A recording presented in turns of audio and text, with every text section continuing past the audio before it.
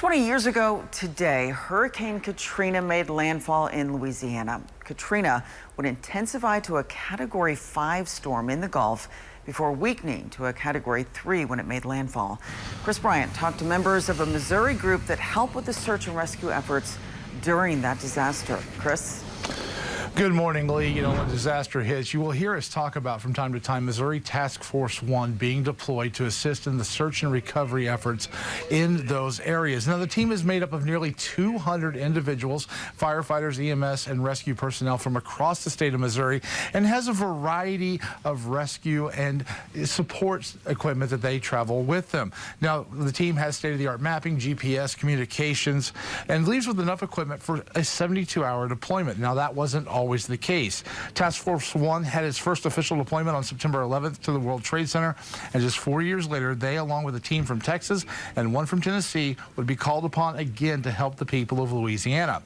As FEMA Search and Rescue, they arrived in Louisiana on the morning 20 years ago, and the team would stage at a Sam's Club and would become the first people in the flood area after the hurricane left Louisiana. Scott Olson and Doug Westhoff have been members of the task force since the beginning, and they remember the challenges they had as they began to work to find people.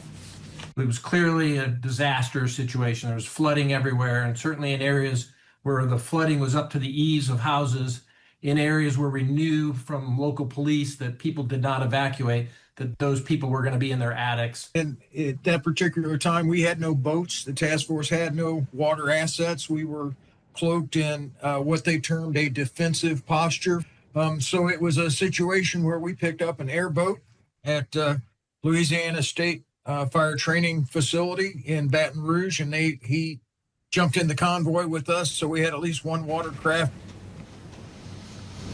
Coming up to day 4, you'll hear about the changes that have happened in search and rescue when it comes to over the last 20 years and the steps that Missouri Task Force 1 has helped on a national level. In the newsroom, Chris Bryant, KY3 News.